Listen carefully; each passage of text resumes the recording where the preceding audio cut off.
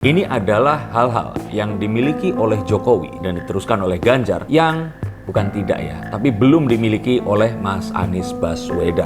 Yang juga tidak dimiliki oleh Mas Anies dan Pak Prabowo di sini adalah Jokowi mengatakan ingin mengunjungi Lampung. Gubernur Lampung dan pemerintahan daerah langsung membangun jalan. Tapi saat Pak Jokowi datang, dia langsung ngeprank dan lewat jalan yang lain. Ini loh yang dibutuhkan oleh masyarakat.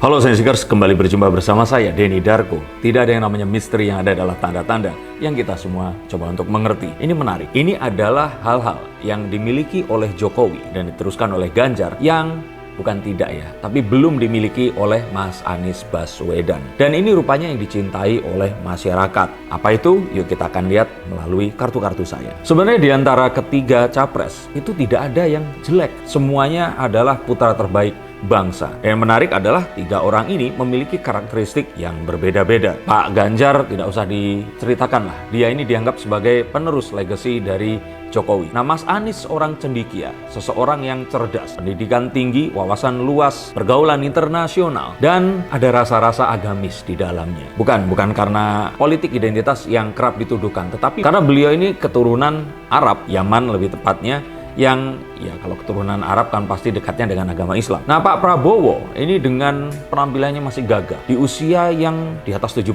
tahun, tapi kita masih melihat dia sebagai seorang prajurit. Patriotisme tidak usah ditanyakan, sanggup berbicara dengan banyak bahasa, memiliki koneksi yang juga nggak kaleng-kaleng. Bahkan jika dibandingkan dengan Mas Anies, koneksi internasional Pak Prabowo ini sudah tidak perlu diragukan lagi dan pasti akan lebih baik daripadanya. Tapi mengapa saya masih melihat bahwa tipikal presiden seperti Pak Joko Widodo, Jokowi atau Mas Ganjar ini yang masih diminati oleh masyarakat saat ini? Kita tentu saja tidak boleh lupa bahwa fakta menunjukkan pemilih yang akan berpartisipasi untuk memberikan suara di pemilu 2024 ini merupakan gabungan antara baby boomers, Gen X seperti saya, Gen Y atau generasi Y atau milenial, terus kemudian ada generasi Z atau Zenial. Gabungan antara keempat generasi yang masing-masingnya tentu saja memiliki preferensi yang berbeda akan bertarung mengunggulkan mana yang dipilihnya dalam pemilu yang akan diadakan kurang dari 1 tahun lagi ini. Kartu pertama adalah kartu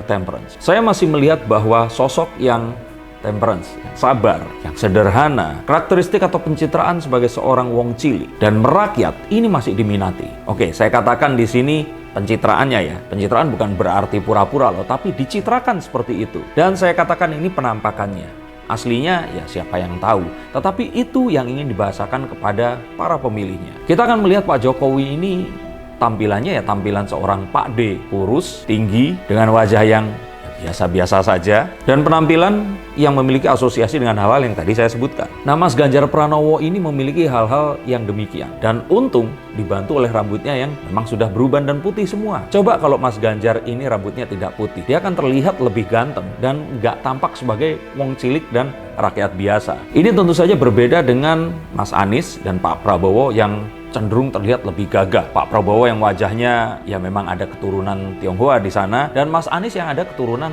Arab yang muncul. Tubuhnya tinggi, tegap, dan menunjukkan karakteristik yang kalau Mas Anies ini kan smart, pintar dengan kacamatanya, dan Pak Prabowo ini dengan background militernya, sorot mata yang tajam, ucapan yang tegas, dan pidato yang berapi-api. Tapi sayangnya hal demikian ini menimbulkan jarak antara pemimpin dan masyarakatnya. Di sini saya tidak berusaha untuk menjelek-jelekan atau mengunggulkan, tetapi apa yang saya lihat dan ini merupakan fakta yang saat ini memang disukai oleh masyarakat. Pemimpin yang tidak berjarak, rupanya itu yang masih dibutuhkan di tahun 2024 ini. Indonesia membutuhkan seorang pemimpin yang seperti seorang Pak D, seperti seorang Pak Le, seperti seseorang yang memang kita jumpai sehari-hari di keluarga kita, di mana setiap keluarga Indonesia itu selalu memiliki orang-orang yang seperti itu. Keluarga Indonesia belum tentu memiliki seorang cendekia seperti Mas Anies, belum tentu memiliki seorang tentara seperti Pak Prabowo, tapi pasti memiliki satu sosok yang mirip dengan Pak Jokowi atau Mas Ganjar Pranowo. Kira-kira siapa sosok itu? Orang tua kalian, Om, Pak D, atau tetangga kalian mungkin?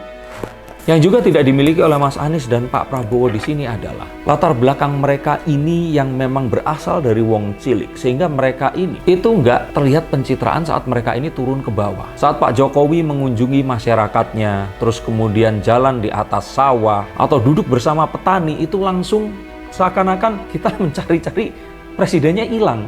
Dia langsung membaur di antara semua orang yang ada di sana. Pakaiannya pun yang putih dan juga celana yang hitam dengan sepatu kets yang tidak bermerek itu. Rasanya membuat masyarakat ini percaya bahwa beliau ini adalah seseorang yang memang saat terus menjadi presiden itu tidak lupa akan asalnya dahulu. Dan masyarakat sepertinya memang menginginkan sosok yang seperti itu. Sosok yang memang tidak canggung, berasal dari bawah dan terbiasa untuk hal-hal yang semacam itu. Dan saat melakukan apa yang tadi dilakukan, itu nggak terkesan seperti pencitraan. Coba kalau yang lain, kita langsung akan lihat kan bahwa ini pencitraan. Nah, nggak usah dilihat sosoknya deh, tapi dilihat dari tubuhnya yang seperti saya, sehat gitu, gemuk gitu, itu kan rasanya akan kayaknya nggak cocok ada di sawah.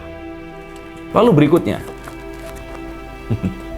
coba kalian lihat apa yang membedakan antara satu capres dan yang lainnya. Saya katakan ini capres dan cawapres ya, yang ada semua. Kita melihat bahwa selain Pak Prabowo dan Pak Jokowi, sosoknya ini sosok pintar semua. Coba kita lihat, ada Mas Anies Baswedan, ada Kang Ridwan Kamil, ada Sandiaga Uno, dan orang-orang ini tadi berkacamata semua, menunjukkan mereka ini intelektual, seseorang yang membaca buku, belajar, berkarya. Maka kita akan melihat bahwa kalau di antara Pak Ganjar, Mas Ganjar dan Pak Prabowo, ini kan lebih mirip Pak Jokowi ya, itu Mas Ganjar dan Pak Prabowo ini terlihat, Mas Ganjar ini, mohon maaf, bukannya saya di sini mengatakan dalam artian harafiah, tapi terlihat lebih tidak pintar. Tidak pintar di sini itu artinya apa? Artinya masyarakat itu tidak akan takut untuk dipintari atau dibodohi oleh orang ini tadi. Mereka ini terlihat sebagai seseorang yang tidak menonjolkan kepintaran atau kecerdasannya.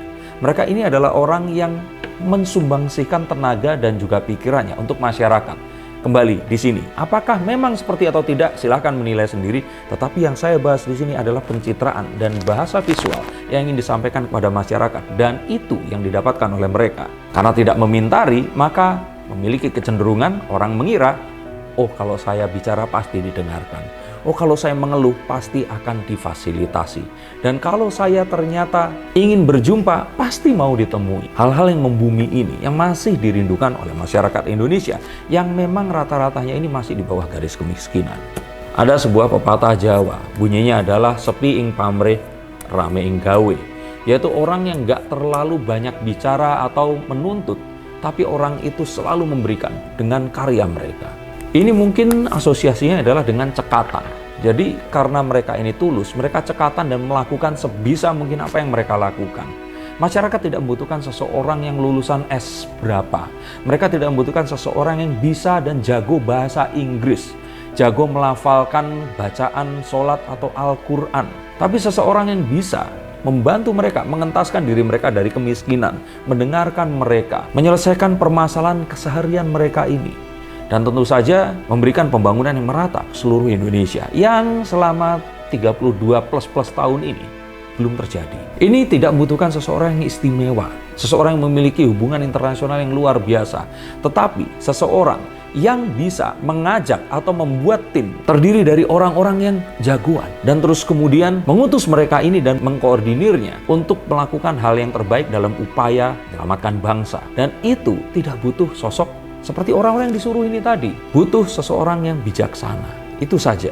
Seseorang yang mau mendengarkan dan seseorang yang tidak berjarak dengan orang yang dipimpinnya. Maka daripada itu, yang saya lihat di sini adalah sebenarnya yang cocok menjadi pemimpin mungkin ya orang seperti Pak Jokowi atau Mas Ganjar. Dan orang seperti Mas Anies ini cocok menjadi ya Menteri Pendidikannya atau Menteri Luar Negeri. Dan Pak Prabowo dengan Menteri Pertahanannya ini sebenarnya sudah cocok sekali. Nah, mengapa saya tidak memilih Pak Prabowo? Nanti akan saya jelaskan di akhir konten ini. Tapi Pak Prabowo ini second best kalau menurut saya untuk saat ini. Nah, bukan berarti juga saya di sini antipati terhadap Mas Anies. Saya akan memilih Mas Anies jika di 2029 nanti Mas Anies akan mencalonkan diri. Tapi jangan sekarang, jangan saat ibu kota negara masih di Jakarta, dan jangan dalam kondisi di mana kemarin saat semua ini sedang dibangun tiba-tiba 3 tahun COVID ini merajalela dan masih banyak PR yang harus diselesaikan yang akan sangat sayang jika harus dihentikan saat ini. Maka saya katakan hal ini tadi bahwa presiden ini tidak harus seseorang yang sangat luar biasa. Presiden adalah seseorang yang bisa memastikan semuanya berjalan lancar,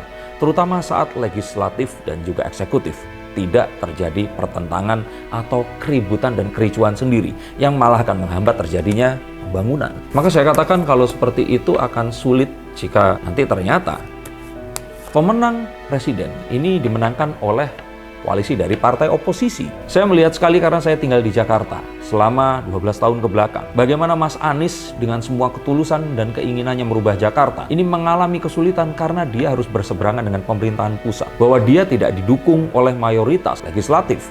Ini menjadi satu PR yang sangat sulit. Dan maka itu memang akan sulit melakukan perubahan jika dilakukannya dari luar dan dibentrokkan di sana. Maka koalisi perubahan saya pikir itu hanyalah sesuatu yang akan bisa terjadi di 2029 nanti.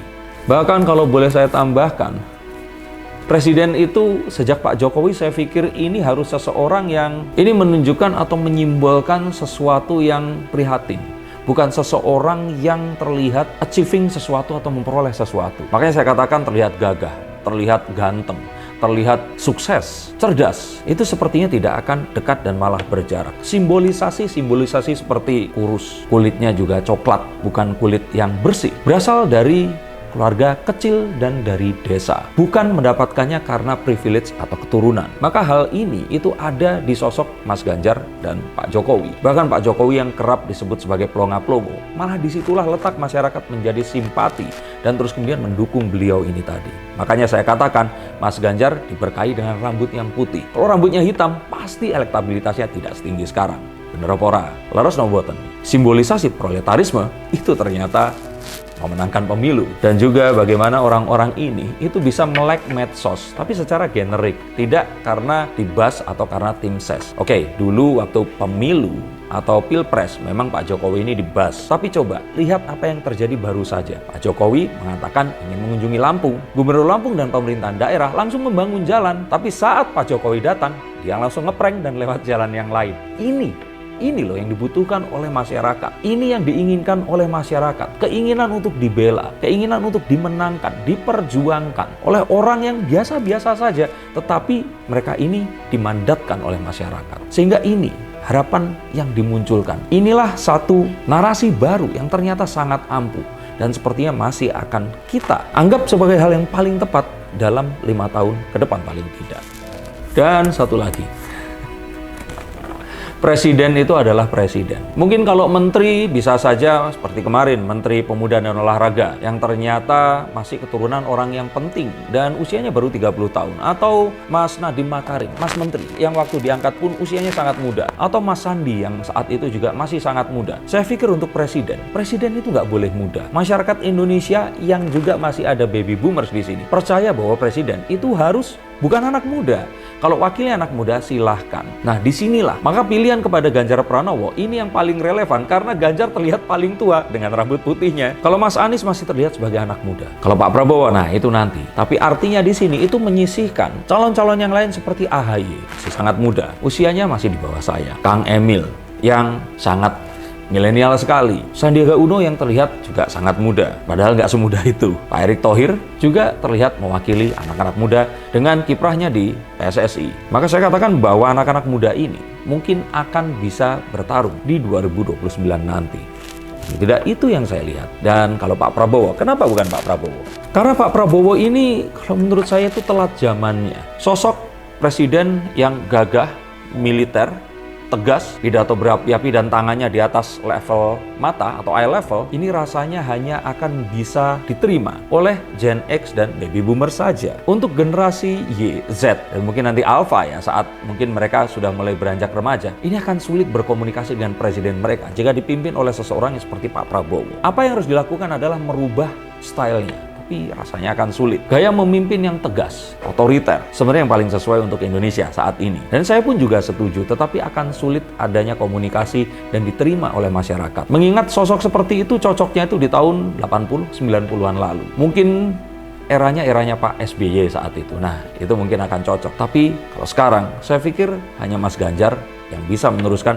Dan itu pun karena beliau itu mengcopy Pak Jokowi. Sama seperti Gibran yang ini seperti versi kecil dari seorang Jokowi. Maka saya katakan itu yang tidak dimiliki oleh Mas Anies.